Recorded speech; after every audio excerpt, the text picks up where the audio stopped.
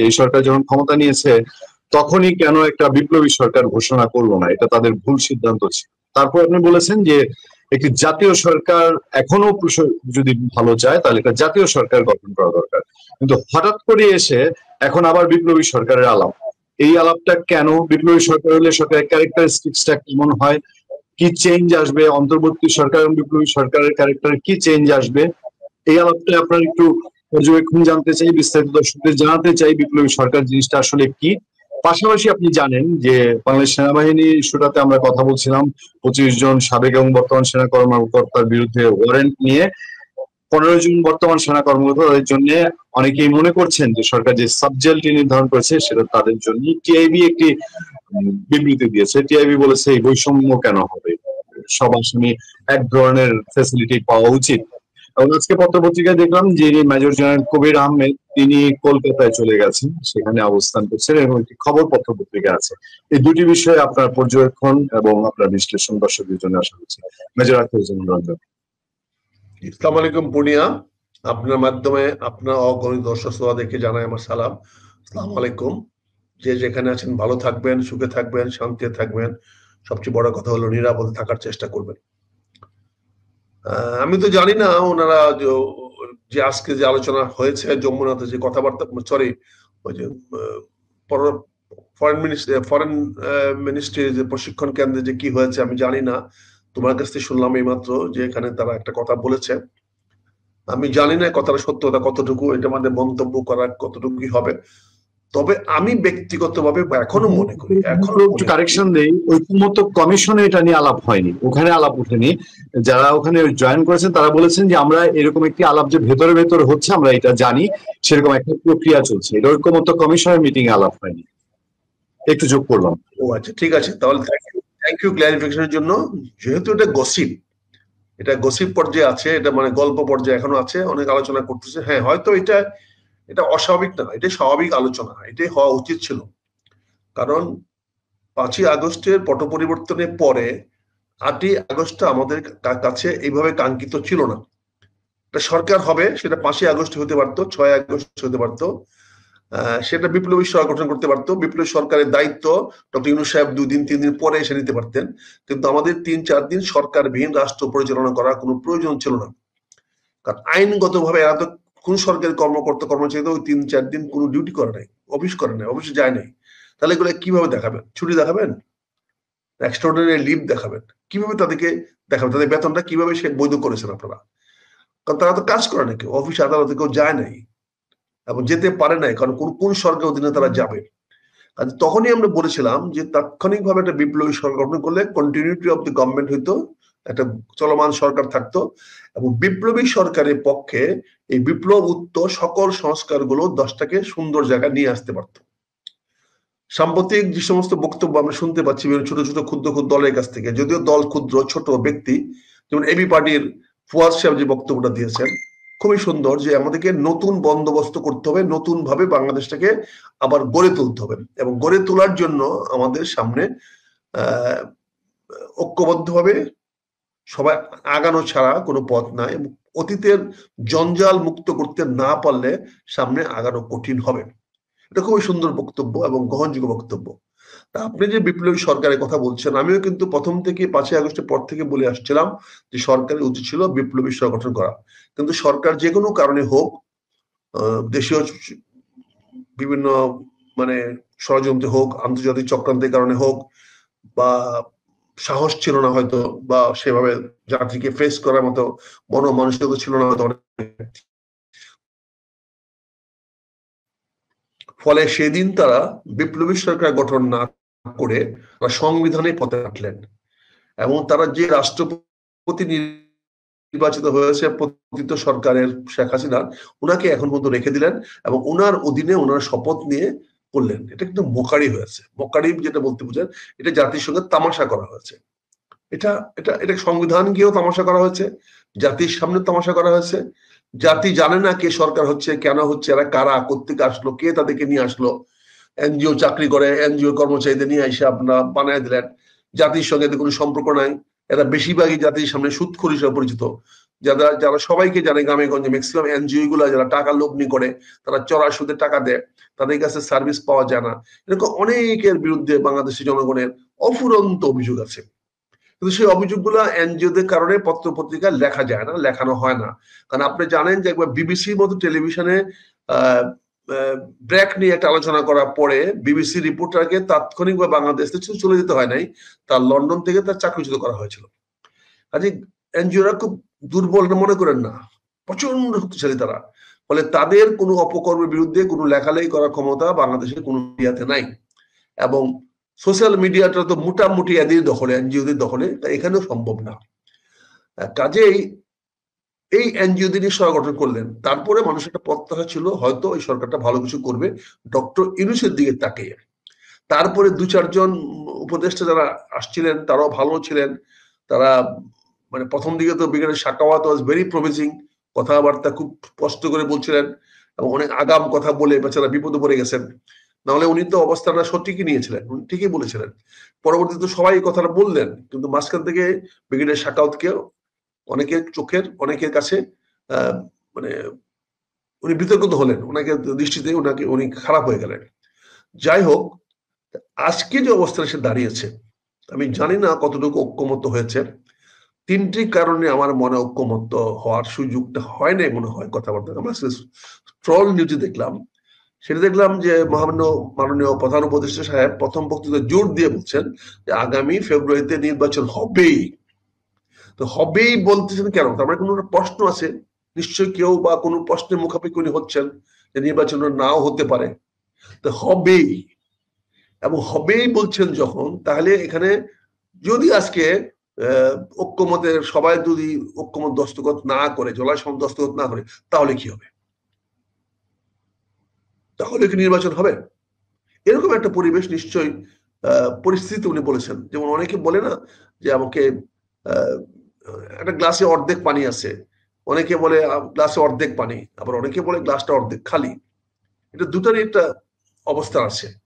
এখানে হঠাৎ করে ইলেকশন উনি ঐক্যমত্য কমিশনের মিটিং ডেকেছেন, উনি সভাপতি ডাকছেন, সেখানে তো উনি ঐক্যমত্যে কথা বলার কথা, ঐক্যমতে আসেন, ঐক্যমত হই আমরা সুন্দরভাবে নির্বাচনটা করে ফেলি, তাহলে এটাই স্বাভাবিক ছিল।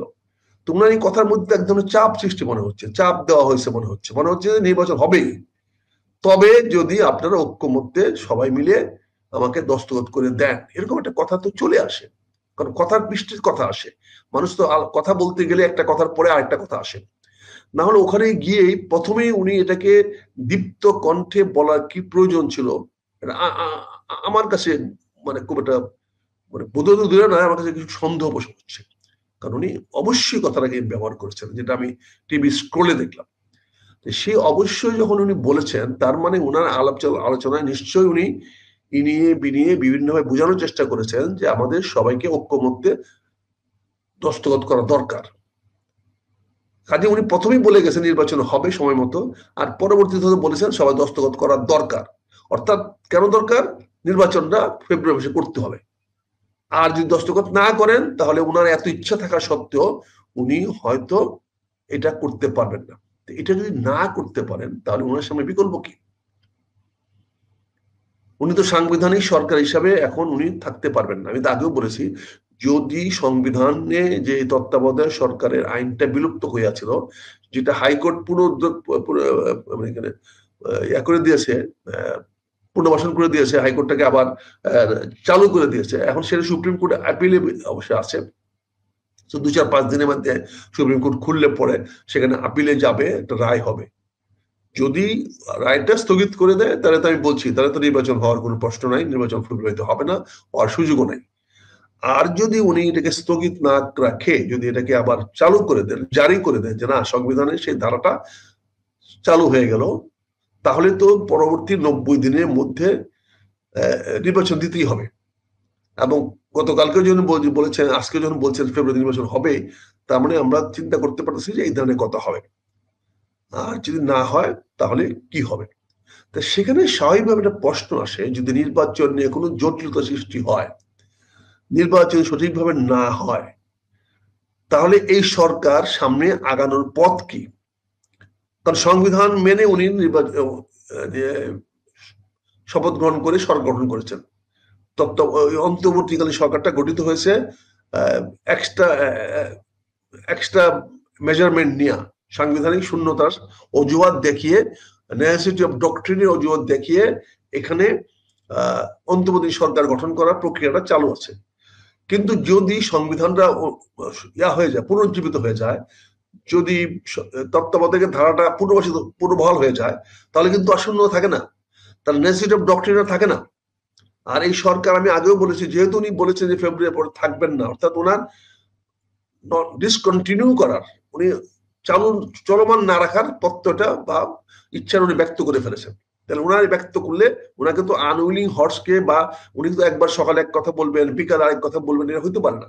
কাজে উনিও ফেব্রুয়ারি পরে থাকবেন না। তাহলে এখানে কিভাবে সরকারের কন্টিনিউটি বা সরকারের চলমান থাকবে? সেখানে আপনি যে প্রশ্নটা আনছেন যে বিপ্লবী সরকার এবং জাতীয় সরকার, আমি কিন্তু দুইটা সরকার আলাদাভাবে বলছিলাম। একটা বলছিলাম যে বিপ্লবী সরকার দরকার ছিল, এবং বিপ্লবী সরকারটা হওয়া দরকার ছিল বৈষম্য বিরোধী ছাত্র আন্দোলনের সকল নেতা কর্মীদেরকে নিয়ে। তরুণদের একটা সরকার হওয়া দরকার ছিল, তরুণরা একটা বিপ্লবী সরকার গঠন করতে পারতো, যেই সরকার গঠন করে তারা বাংলাদেশটাকে সামনের দিকে এগিয়ে নিতে পারতো। বিপ্লবী সরকারের মূল চেতনা, মূল ধারণা, মূল প্রেক্ষাপট।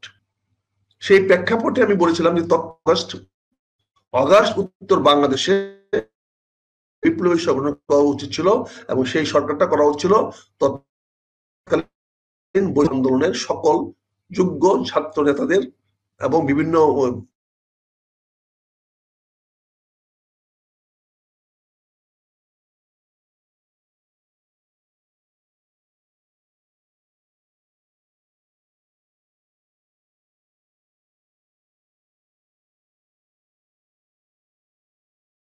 আমরা কয়েকটা সেকেন্ড দর্শক অপেক্ষায় থাকতে পারি।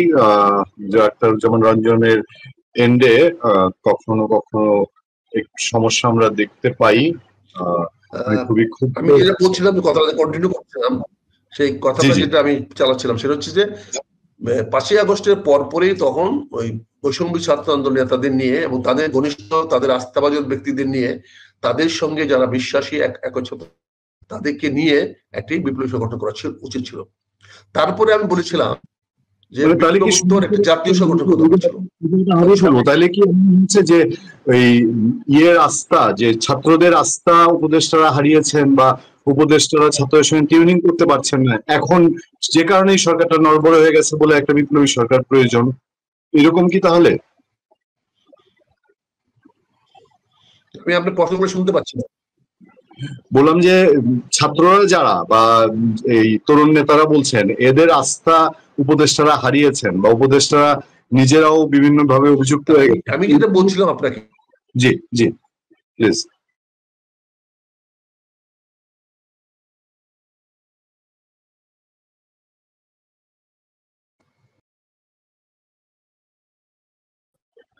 দর্শক, আমরা কথা বলছিলাম মেজর আখতারুজ্জামান রঞ্জনের সঙ্গে।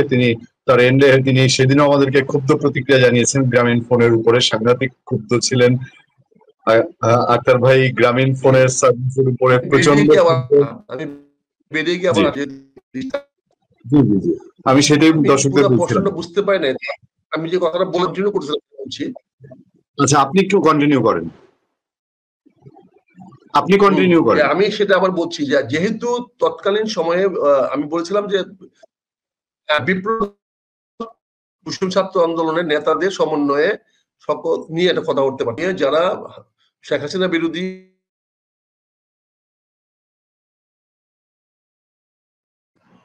ও ফেসিস্ট বিরোধী যে ঐক্যটা হয়েছিল, সেই ঐক্যের যারা ছিল একসঙ্গে দলগুলো নিয়ে একটি বিপ্লব উত্তর জাতীয়, এবং আমি সেটা বলছিলাম যে ওই পরে যদি বিপ্লবী সরকার গঠন করতে পারলেন না, বিপ্লবী সরকারের পরবর্তী ধাপে বলেছিলাম যে তাহলে আপনাদের একটা জাতীয় সরকার গঠন কথা ছিল সকল রাজনৈতিক দলকে নিয়ে, যারা আওয়ামী লীগ বিরোধী বা আওয়ামী লীগের যে তাদের বিরোধী ছিল, শেখ হাসিনা সরকারের বিরুদ্ধে সংগ্রাম আন্দোলন করেছে, যারা বিভিন্ন ভাবে কাজ করেছে, তাদেরকে নিয়ে একটি জাতীয় সরকার গঠন করা দরকার ছিল। সেটা হলো না। এখন যেটা হতে পারে, যদি এই সরকারের কন্টিনিউটি যদি না, কন্টিনিউ করার উপায় এখন নাই, পথ বন্ধ হয়ে যাচ্ছে, কাজে আমি মনে করি এখন যেটা হতে পারে নভেম্বরের প্রথম দিকে যদি আমরা একটা বিপ্লব উত্তর আবার নতুন করে যদি একটা বিপ্লবী জাতীয় সরকার গঠন করি, এবার হতে পারে বিপ্লবী জাতীয় সরকার, অর্থাৎ সকল বৈষম্য বিরোধী ছাত্র আন্দোলনকে নেতৃত্বে ওদেরকে সাথে নিয়ে, ওদের যে যেখানে তাদেরকে সাথে নিয়ে এবং বিভিন্ন রাজনৈতিক দলগুলোকে নিয়ে ডক্টর ইউনূস সাহেবের নেতৃত্বেও হতে পারে, এটা কোনো অসুবিধা নাই, সমস্যা নাই। এবং বর্তমান উপদেষ্টা যারা আছেন তারাও সবাই থাকতে পারে, বা 2-4 জন যারা বিতর্কিত হয়ে গেছেন তাদেরকে বাদ হতে পারে। একটা নতুন বিপ্লবী জাতীয় সরকার হতে পারে যেখানে সংবিধানকে স্থগিত রাখতে হবে এবং সেখানে সেনাবাহিনীকে তাদের আস্থায় নিতে হবে। এবং সেনাবাহিনীকে যদি আপনি, সশস্ত্র বাহিনীকে যদি আপনি এই বিপ্লবী জাতীয় বিপ্লবী সরকারের অধীনে রাখতে না পারেন তাহলে সেই সরকারটা কার্যকরী হবে না। তো এখানে 3টা ফোর্সকে আপনি একখানে করতে পারেন। একটি হলো বিপ্লবী, মানে একটি হলো যে বৈষম্য ছাত্র আন্দোলনের সকল পক্ষ, আরেকটা হলো বিভিন্ন রাজনৈতিক দলগুলো যারা শেখ হাসিনা বিরোধী তথা আওয়ামী লীগ বিরোধী বা ফেসিবাদী বিরোধী, আর সেই সঙ্গে সশস্ত্র বাহিনী। এই 3টার কম্বিনেশন হয়ে 3টাকে নিয়ে আপনি একটা পরবর্তী কয়েক বছরের জন্য, 3-4 বছরের জন্য একটা জাতীয় বিপ্লবী সরকার বা বিপ্লবী জাতীয় সরকার গঠন করতে পারেন, যেখানে সংবিধান সাসপেন্ড থাকবে এবং এই বিপ্লবী সরকার যখন যে আইন প্রয়োজন মনে করবে সেইভাবে আইন করে যাকে যেখানে কাজে লাগানো দরকার লাগাবে। যারা তার কথা শুনবে না তাদেরকে তাৎক্ষণিকভাবে বরখাস্ত করতে পারে, পানিশমেন্ট দিতে পারে, সাজা দিতে পারে এবং তাদের বিরুদ্ধে ব্যবস্থা নিতে পারে। এই সংবিধান রেখে, আইনের বিধান রেখে এই যে নিয়ম নীতি মানতে গিয়ে আমি যেটা কথা বলছি, এখন এই সেনাবাহিনীকে নিয়ে বিতর্ক হচ্ছে, অফিসারদের ট্রায়াল নিয়ে বিতর্ক হচ্ছে, এই ধরনের বিতর্ক তখন হতো না, এই ধরনের বিতর্কে কোনো সুযোগ হতো না তখন। এটা আমি এখনো মনে করি, আমার ব্যক্তিগত সুপারিশ থাকবে যদি আমাকে বলেন, তাহলে এখন আমি মনে করি যে বৈষম্য ছাত্র আন্দোলনের নেতৃবৃন্দদেরকে নিয়ে সকল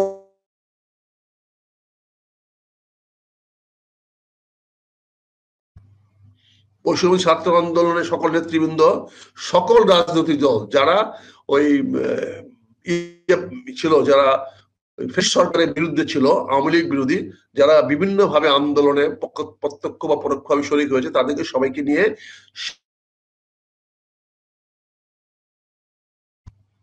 সেনাবাহিনীর সার্বিক সহায়তায় এবং সেনাবাহিনীকে ফ্রন্ট লাইন রেখে, মাঠে রেখে একটি বিপ্লবী জাতীয় সরকার গঠন করা যেতে পারে। এটা করলে মন্দ হবে না এবং এই সরকারকে মিনিমাম বলিত।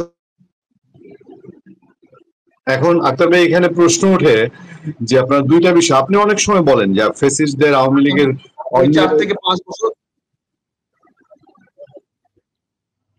আপনি সবসময় বলেন যে আগামী 4-5 বছর কোন নির্বাচন হবে না, এই বিপ্লবী সরকার চালিয়ে যাবে, তাহলে দেশে একটা স্থিতি অবস্থা আসবে, মানুষের মধ্যে আস্থা ফিরে আসবে, দেশে কাজ কাম হবে এবং নির্বাচনের প্রয়োজন পড়বে না। বিএনপি সেখানে একটা মেজর রোল প্লে করতে পারে, জামাত একটা মেজর রোল প্লে করতে পারে এবং এই সকল রাজনৈতিক দলগুলোর থেকে প্রতিনিধি থাকতে পারে। এনসিপি বলেন, এবি পার্টি বলেন, বিভিন্ন অন্যান্য ঐক্য পরিষদ বলেন, ছাত্র সংসদ বলেন বা নাগরিক পার্টি বলেন, সবার কাছ থেকে 1-2 জন করে নিয়ে আপনি একটা 50-60 সদস্য বিশিষ্ট সরকার গঠন করতে পারেন এবং দরকার পড়লে সেখানে একটা বিপ্লবী পরিষদ গঠন করতে পারেন। সেখানে আপনি ইচ্ছা করলে 200 বা 300 লোককে দিয়ে প্রতি অঞ্চল থেকে একজনকে নিয়ে প্রতিনিধিশীল করে আপনি একটা বিপ্লবী পরিষদ গঠন করতে পারেন, যে বিপ্লবী পরিষদ সরকারের পিছনে কাজ করবে, যারা সরকারকে গাইডিং করবে, সরকারকে টুইস্টিং করবে, সরকারের টেল টুইস্টের সব কাজ করবে, সরকার যখন ডানে বায়ে যেতে চায় তাদেরকে যেন কন্ট্রোল রাখতে পারে। 300 সদস্য বিশিষ্ট একটা বিপ্লবী পরিষদ করে দেওয়া যেতে পারে। সেই বিপ্লবী পরিষদ থেকে আপনি একটা বিপ্লবী জাতীয় সরকার গঠন করতে পারেন। কাজে এগুলো যদি আপনি ইতিবাচক সলিউশন চান, ইতিবাচক সমাধান, রাষ্ট্রটাকে আপনি জনগণের কল্যাণে আপনি কাজে লাগাতে চান, আর যদি করেন আপনার যার যার ঘাটতারামি করবেন, যার যার নিজের পজিশন দরকার পড়বে, আমাকে মারাতে হবে, আমাকে এই পদ দিতে হবে, আমি এই কাজটা করব, পদধারীদের লোকদের কথা তো শুনতে চাই না আমরা। যারা পদ পেয়েছো বাবা, কথা বন্ধ করো, কাজ করো। তোমাকে পদ দেওয়া হয়েছে তোমাদের বক্তৃতা শোনার জন্য, তোমাদের কাছ থেকে আমরা শুনতে চাই না। তোমাদেরকে যারা দায়িত্ব দিয়েছি, বক্তৃতা বন্ধ করো, টেলিভিশনে কথা বলা বন্ধ করো, কাজ করো। তুমি যে কেমন মুরদ, কাজ করে দেখাও। ওই যে টেলিভিশনে অ্যাডভার্টাইজের মতো যে দেখান, এত এনার্জি কোথায় পায়? ওই মেয়েটাকে ঠিক মতো এরকম ঠাপান, তাহলে ঠিকই ওটা বলবে যে এত এনার্জি কোথায় পাও। তাহলে জাতির কাজ করেন, দায়িত্ব পালন করেন, তো জনগণই বলবে যে আপনি এত এনার্জি কোথায় পান। কাজে এনার্জিটাকে দেখান যে আপনাদের এনার্জি আছে, ইউ আর এনার্জেটিক।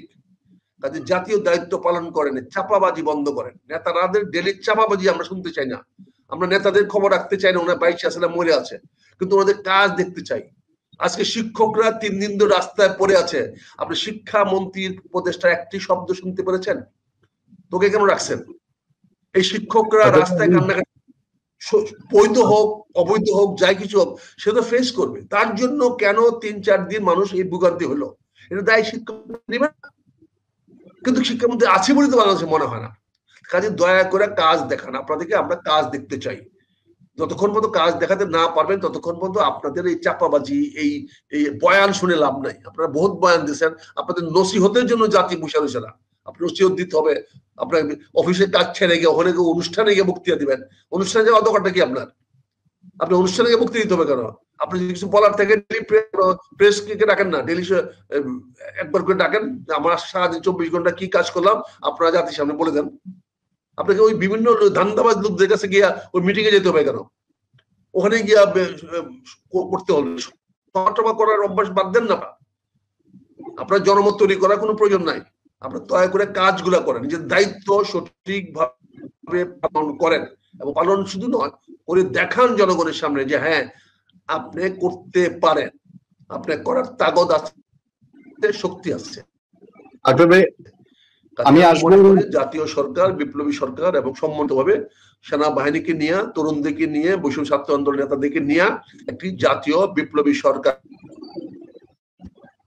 এখনো একটি বিপ্লবোত্তর জাতীয় সরকার, বিপ্লবী জাতীয় সরকার গঠন করতে পারে, যার চালিকা শক্তি হবে সশস্ত্র বাহিনী। সশস্ত্র বাহিনীকে নিয়ে এবং সকল বাহিনী, ছাত্র যুবকদেরকে নিয়ে। আমি আবার আসবো আপনার কাছে। আমি একটুখানি আরেকটা বিষয় একটু আপনার কাছে একটু পরিষ্কার হতে চাই।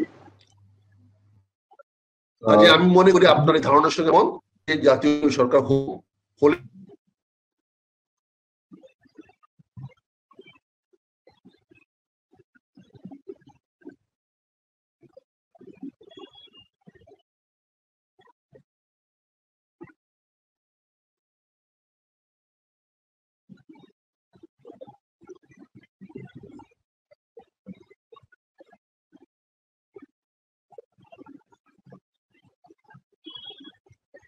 দর্শক, সম্ভবত মেজর আখতারুজ্জামান রঞ্জন আমাদের কাছ থেকে ডিসকানেক্ট হয়ে গেছেন। আমরা কথা বলছিলাম বিপ্লবী সরকার নিয়ে। আমার একটু জানার আগ্রহ ছিল মেজর আখতারুজ্জামান রঞ্জনের কাছ থেকে, যে তিনি বলছেন বাংলাদেশ সেনাবাহিনীকে অগ্রাধিকার দিয়ে এবং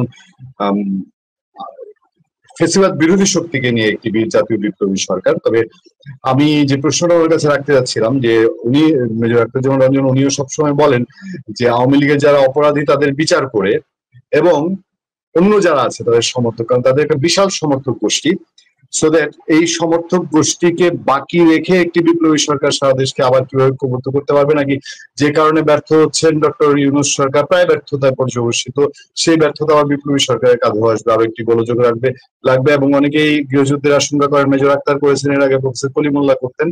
সেই সব দিকে আবার দর্শকরা যাবে কিনা। মেজর আখতার হোসেন রঞ্জন আবারও যোগ দিয়েছেন আমাদের সাথে।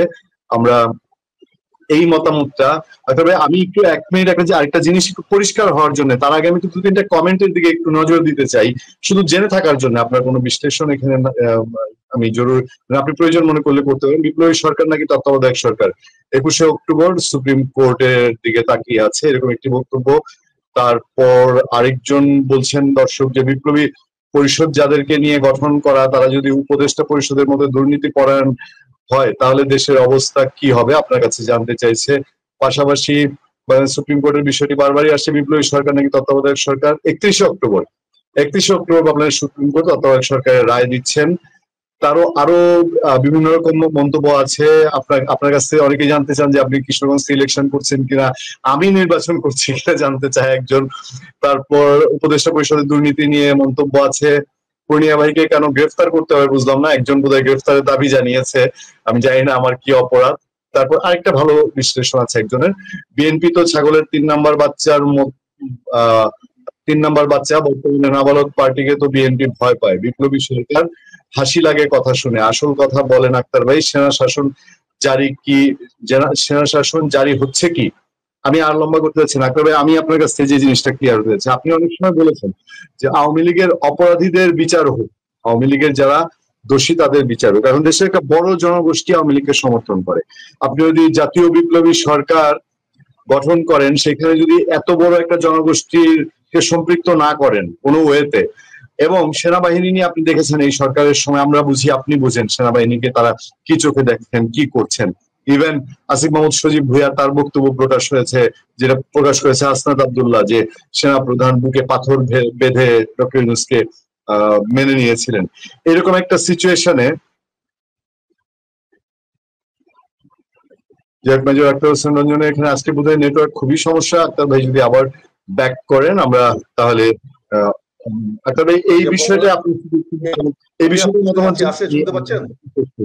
জি, এই বিষয়টা আপনার মতামত জেনে শেষ করবো আজকে। আমি আপনার কমেন্ট শুনলাম। জি, আর আমি বলছিলাম যে আওয়ামী লীগের যে সমর্থক গোষ্ঠী এত বিপুল জনগণকে বাইরে রেখে জাতীয় বিপ্লবী সরকার কতটা সফল হবে। আপনি বলছেন যে ফ্যাসিস্ট বিরোধী শক্তিদেরকে নিয়ে বিপ্লবী জাতীয় সরকার এবং সেনাবাহিনীকে গুরুত্ব দিয়ে, কিন্তু আমাদের সেনাবাহিনী নিয়ে এই সরকারের দৃষ্টিভঙ্গি সম্পর্কে সবাই জানে, সবার ধারণা ক্লিয়ার। আর আওয়ামী লীগের এত বড় একটি সমর্থক গোষ্ঠীকে বাইরে রেখে আপনি যখন একটি শক্তিশালী সরকার চিন্তা করবেন, তাহলে সেটা কিভাবে সম্ভব? আওয়ামী লীগের বিচার করেন, আওয়ামী লীগের অপরাধীদের বিচার করেন, কিন্তু তার যে সমর্থক গোষ্ঠীটা আছে তাকে বাদ দিয়ে কিভাবে সম্ভব? আক্তার ভাই।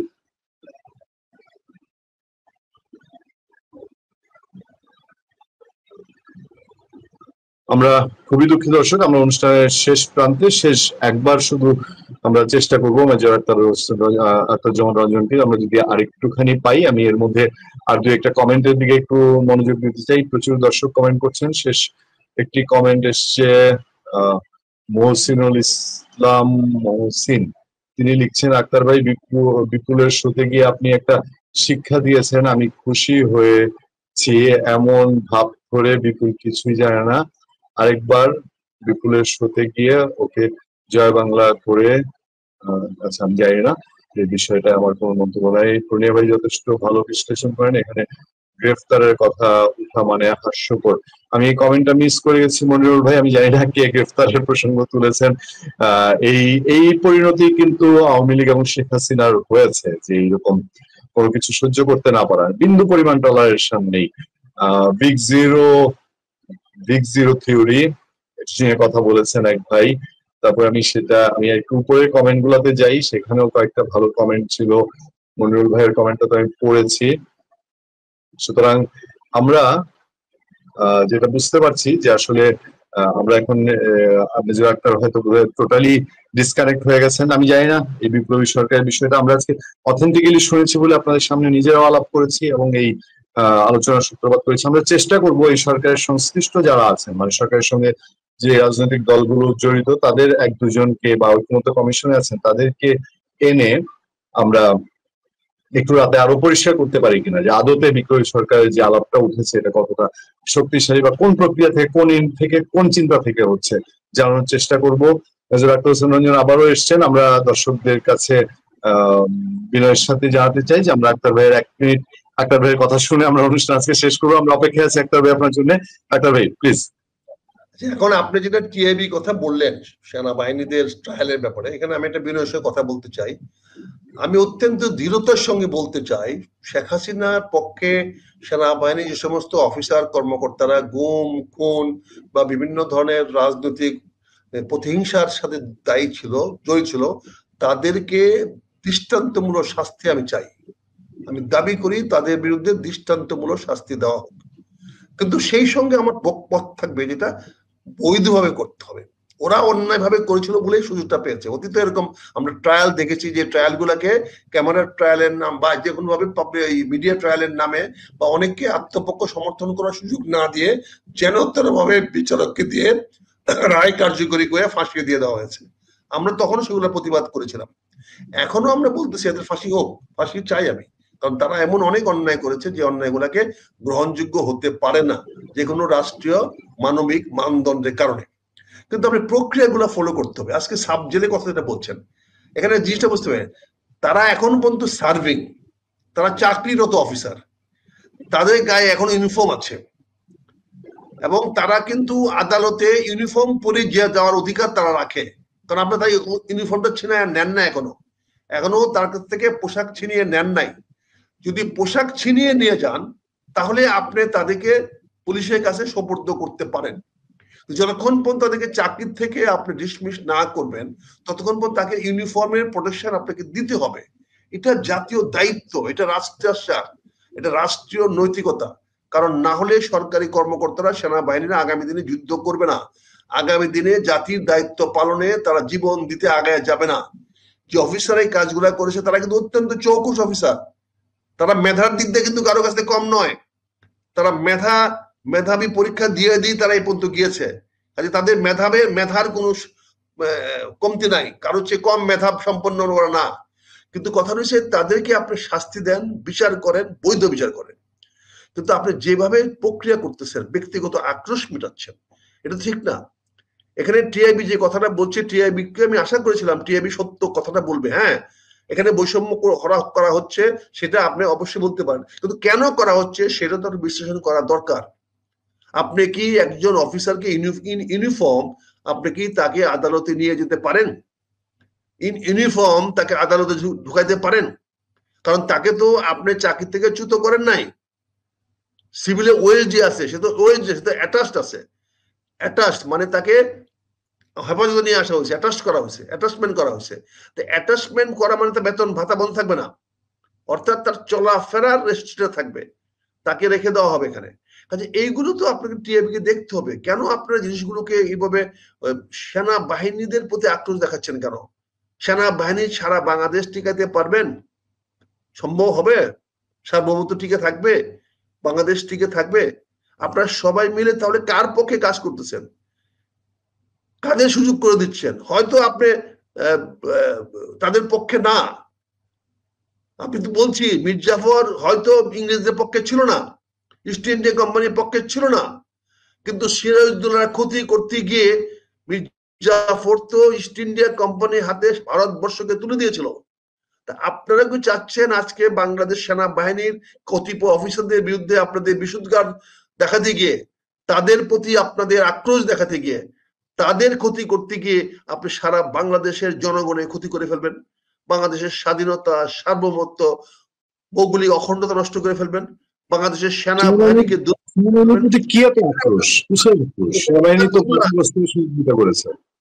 না না, এখানে আমার প্রতিবাদ। এখানে আমি ওই অফিসারদের পক্ষে নিচ্ছি না। আমি অফিসারদের ফাঁসি হলেও আমি এতটুকু দিতে পারবো না, আমি চাইবো। তাহলে আপনি কেন দাবি তুলেন না? টিআইবি কেন বলেন না তাহলে আরেকটা ট্রাইব্যুনাল সেনাবাহিনীর মধ্যে করা হোক? আপনি তো আমার আন্তর্জাতিক অপরাধ ট্রাইব্যুনাল অ্যাক্টে আরো আদালত করতে তো কোনো মানা নাই। আপনি আরেকটি আদালত সামরিক বাহিনীতে করেন, সেখানে সামরিক কর্মকর্তা দিয়ে বিচার বসান, সেখানে তদন্ত ওখানে দিতে পারেন, একটা তদন্ত সামরিক বাহিনীতে করান, পুলিশে লাগবে তো কথা নাই। অপরাধ আন্তর্জাতিক অপরাধ ট্রাইব্যুনাল অ্যাক্টের অধীনে পুলিশের কোনো কিছু করার নাই। এখানে তিনটি স্টেজ, তিনটি স্তর। একটি ট্রাইব্যুনালের বিচারক নিয়োগ, ট্রাইব্যুনাল গঠন, দ্বিতীয় হলো তদন্ত প্রতিষ্ঠান তৈরি করা বা তদন্তকারী নিয়োগ করে দেওয়া, তৃতীয়ত হলো প্রসিকিউটর নিয়োগ দেওয়া। সেই প্রসিকিউটর তো আপনি জেনারেল দিতে পারেন, আর্মি অফিসে দিতে পারেন, আপনি তদন্ত করার দায়িত্ব তো আর্মিকেও দিতে পারেন, আপনি কোর্ট তো আর্মিকে তো করাইতে পারেন, নট নেসেসারি কোর্ট জজ কোর্টের লোক লাগবে।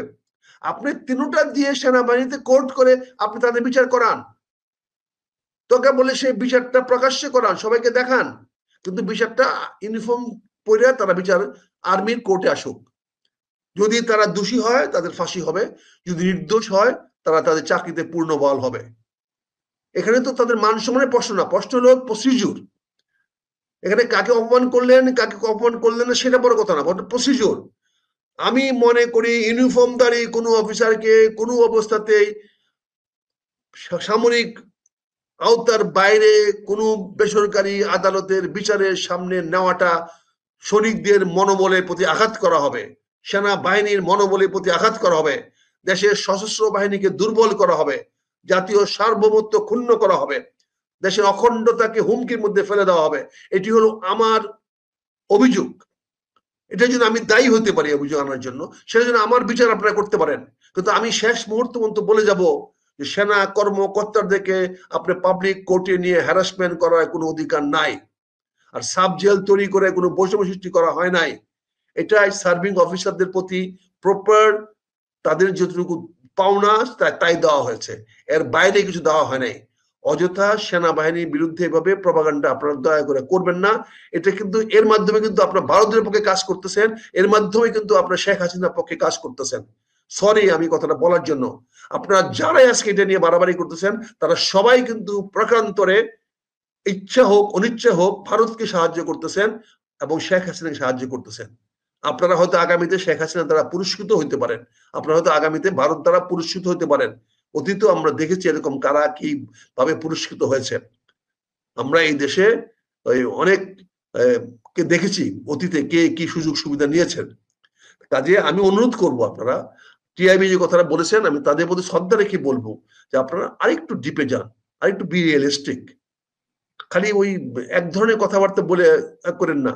টিআইবির কাছে আমার একটা বিনীত অনুরোধ থাকবে, আপনারা দেখেন, আপনার দাবি তোলেন সামরিক অফিসারদেরকে আগে বিচার করুক। 24 ঘন্টা বিচার করতে পারে। যদি প্রধান উপদেষ্টা চান 24 ঘন্টার মধ্যে সামরিক অফিসারদেরকে বরখাস্ত করা যেতে পারে। এটার জন্য এত কিছু লাগে না, just one presidential order, your service no longer required.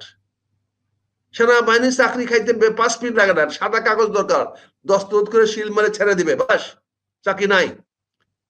কিন্তু আপনারা চাকরিতে রাইখা ইউনিফর্ম অবস্থায় রাইখা তাদেরকে আল্লাহর ওয়াস্তে দয়া করে সিভিল আদালতে বেসামরিক আদালতে নিয়ে যায় না। এটা বুমেরাং হতে পারে, দেশের জন্য ক্ষতি বয়ে আনতে পারে, দেশের সর্বনাশ বয়ে আনতে পারে। এটা আপনাদের কাছে আমার আবেদন থাকলো, নিবেদন থাকলো। আমি দেশের ক্ষুদ্র নাগরিক হিসাবে এটা আপনাদেরকে জানানো আমি আমার নৈতিক দায়িত্ব বলে মনে করি, তাই আমি কথাগুলো বলছি। সবাই ভালো থাকবেন, সুখে থাকবেন, সুন্দর থাকবেন, এই বাংলাদেশটাকে নিরাপদ রাখার চেষ্টা করেন। সবাই মিলে আসেন, আমরা একটা সুন্দর বাংলাদেশ গড়ে তুলি। নতুন বাংলাদেশ না, বাংলাদেশটাকে আরো সুন্দরভাবে গড়ে তুলি, এই দেশটাকে নিরাপদ করি, সবার মান সম্মান আমরা রক্ষা করি, প্রতিটি মানুষের মর্যাদা আমরা নিশ্চিত করি। আবারও সবাইকে ধন্যবাদ। আজকের মতো বিদায় নিই। আসসালামু আলাইকুম।